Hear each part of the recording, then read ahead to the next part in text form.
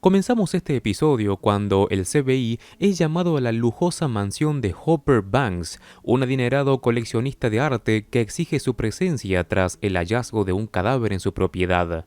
Al llegar, el equipo es recibido por Victor Bandino, un viejo compañero de la policía de Rigsby que ahora trabaja en seguridad privada para la familia Banks. La víctima es James Smithson, tutor de la hija de la casa, que vivía en la casa de la piscina. Su cuerpo fue encontrado ahí esa misma mañana. El ambiente en el lugar es tenso y elegante a la vez. La piscina reluce bajo el sol, pero dentro de la pequeña residencia se respira muerte.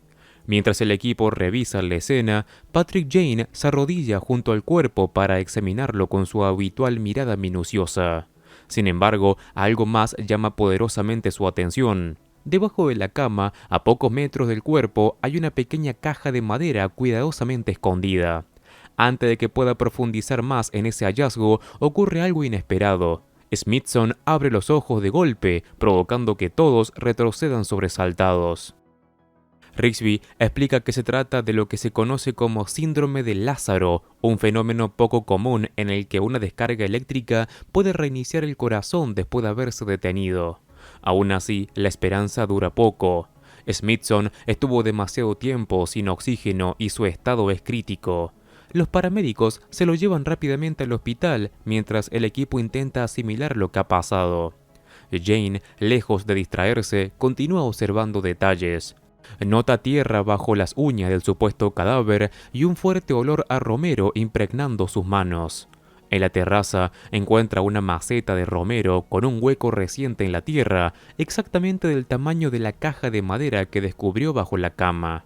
Alguien la enterró ahí y luego la movió. Esa caja es muy importante. Lisbon y Jane comienzan a interrogar a la familia.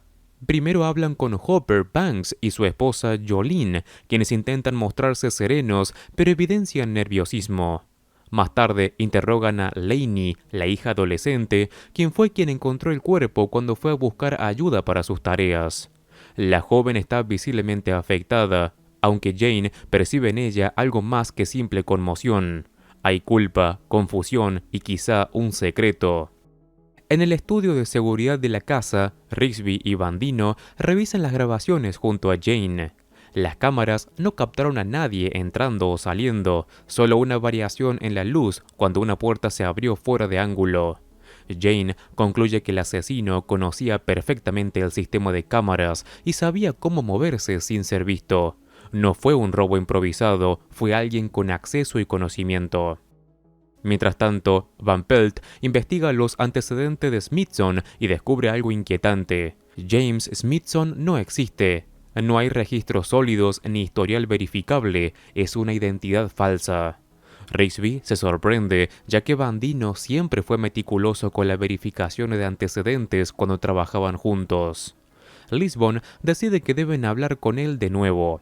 Para mantener a Jane ocupado y quizás para evitar que interfiera demasiado, Lisbon lo envía junto a Cho a entrevistar a los padres de los alumnos que Smithson tutoraba. Ninguno sabe demasiado sobre él, todos lo describen como educado, reservado y excelente profesor, un hombre que parecía querer pasar muy desapercibido. Cuando Rigsby y Lisbon interrogan a Bandino, él menciona que Hopper Banks le pidió conseguir un arma antigua, un revólver clásico, supuestamente para una sesión fotográfica artística. Ese detalle queda flotando en el aire. Lisbon y Jane visitan la galería de arte de Hopper para presionarlo sobre el arma. El lugar está lleno de piezas exclusivas, esculturas y pinturas millonarias. Hopper insiste en que el arma era solo utilería. Mientras Lisbon lo confronta, Jane se gana la simpatía de Lainey con su habitual estilo cercano y perspicaz, sembrando dudas en su mente y obteniendo pequeñas reacciones que no pasan desapercibidas. Al salir de la galería, Jane le pide a Lisbon que gire en una calle lateral. Está convencido de que los están siguiendo. Y tiene razón. Un hombre baja del vehículo que los perseguía y se presenta con un marcado acento sureño estadounidense. Aunque Jane detecta de inmediato que es falso y que en realidad es británico. Se trata del inspector Francis Slocombe de Scotland Yard. Slocombe revela que el hombre conocido como James Smithenson es en realidad Oliver Stans, un ladrón buscado internacionalmente. Robó una pieza histórica del Museo Británico, un antiguo anillo que según la leyenda perteneció a Cleopatra y fue su anillo de bodas con Marco Antonio, una reliquia de valor incalculable tanto histórico como económico. Stans no solo estaba huyendo, sino que estaba intentando negociar el anillo con un hombre llamado Louis Anglet, un intermediario del mercado negro. Slocombe llevaba tiempo siguiéndolos a ambos, pero la situación se complica cuando durante un traslado del FBI, Slocombe logra escapar, desarma su guardia y huye del edificio. Poco después, Lisbon recibe confirmación desde Londres. Slocombe sí pertenece a Scotland Yard, pero no está autorizado oficialmente para trabajar en este caso. Está actuando por cuenta propia, fuera de jurisdicción y sin respaldo formal. La investigación acaba de volverse internacional, peligrosa y mucho más personal de lo que parecía al principio. Lisbon envía a Van Pelt y a Rigsby al hotel donde se hospedaba Slocombe para revisar su habitación en búsqueda de pistas que expliquen por qué está actuando por su cuenta. Mientras tanto, una nueva presencia hace su entrada en la oficina: Madeleine Hightower, la recién nombrada jefa del FBI.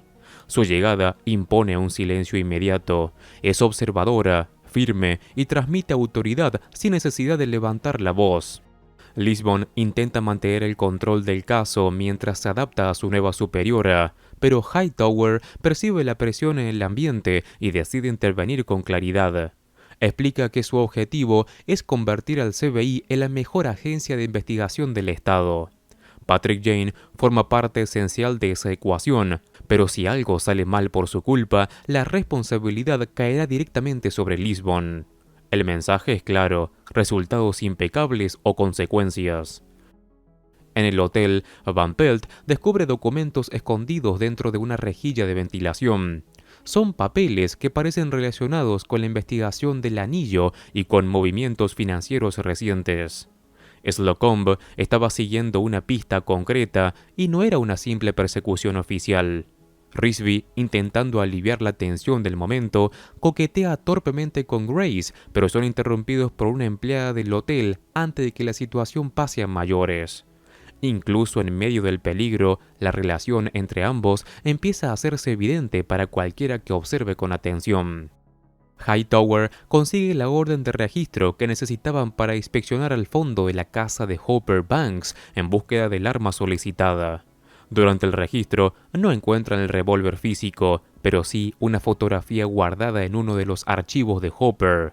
La imagen de un Colt detective especial, el mismo modelo que disparó la bala que dejó a Oliver Stans al borde de la muerte. No es una coincidencia.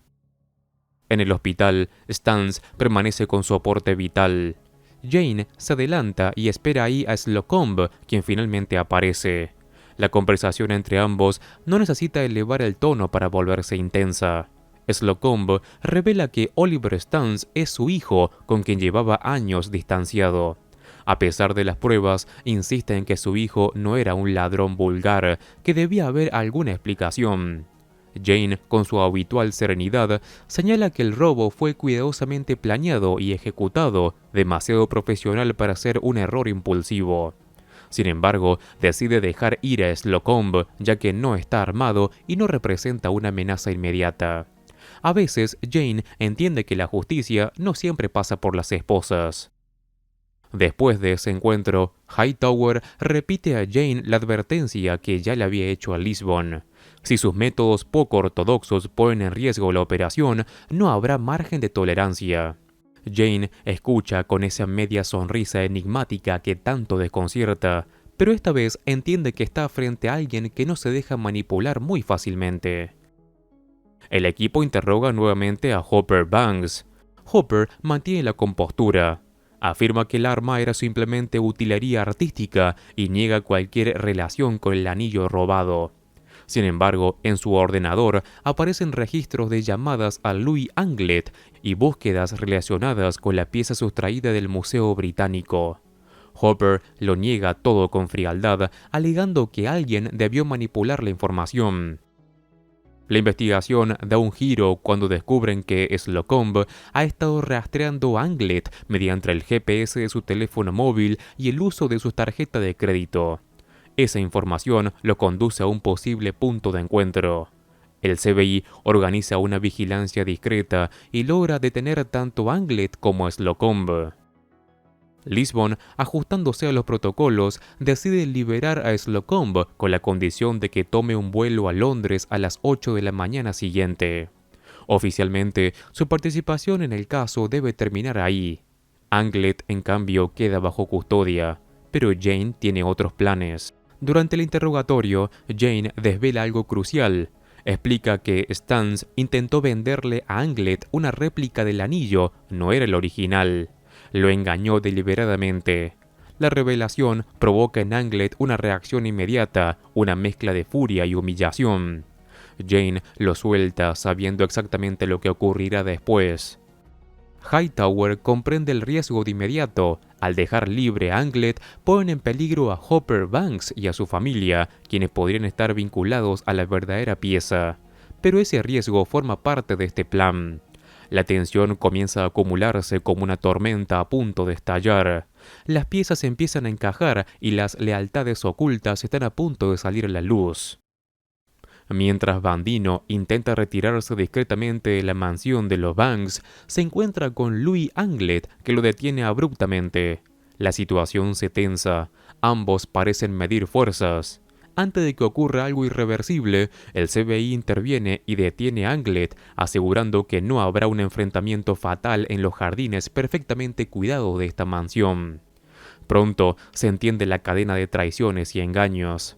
Bandino había descubierto que Smithson no era quien decía ser y lo confrontó con la posibilidad de lucrarse juntos vendiendo el anillo robado.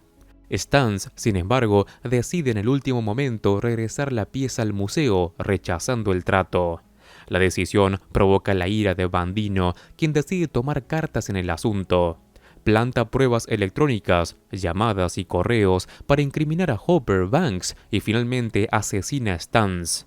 La muerte de Smithson, en apariencia un accidente con el síndrome de Lázaro, resulta ser un crimen perfectamente calculado. En el hospital, Slocomb, ya más calmado, autoriza que su hijo sea desconectado del soporte vital y que sus órganos sean donados. Jane, cumpliendo un último deseo de Stans, entrega el verdadero anillo de Cleopatra para que sea devuelto al Museo Británico, asegurando que la reliquia regrese a su lugar legítimo y honrando así la intención del joven. De vuelta en la sede del CBI, la rutina se ve interrumpida por Madeleine Hightower, quien aparece para supervisar directamente a Jane y a Lisbon. Con un ojo observador, señala que ha notado la relación creciente entre Rigsby y Grace y que tomará medidas para asegurarse de que no interfiere en la disciplina del equipo ni en los procedimientos del CBI. Lisbon se muestra desconcertada, sin saber cómo reaccionar, mientras Jane admite con su típica sonrisa irónica que Hightower es, en efecto, una mujer extremadamente capaz y que su autoridad no se cuestiona. Con el caso cerrado, se percibe un aire de calma, pero también de tensión contenida. El anillo está a salvo, los culpables fueron capturados y los secretos familiares y profesionales de la mansión Banks han sido expuestos. Sin embargo, la presencia de Hightower y la advertencia sobre Jane recuerdan que en el CBI, aunque los casos se resuelvan, siempre van a quedar los hilos invisibles del poder, la lealtad y la vigilancia constante. El episodio entonces cierra con una sensación de justicia cumplida, pero con el recordatorio de que, incluso en la resolución, cada acción deja cicatrices y que la línea entre lo correcto y lo peligroso puede ser sorprendentemente delgada. Antes de terminar con este video, te cuento que si te gusta El Mentalista, en el canal estoy siguiendo todos los capítulos caso por caso, así que te invito a que entres y encuentres toda la lista de reproducción completa y ordenada. Como siempre, me ayudas muchísimo al dejar un like y si querés, suscríbete así no te perdés nada de mi contenido. Un saludo, Master Movies.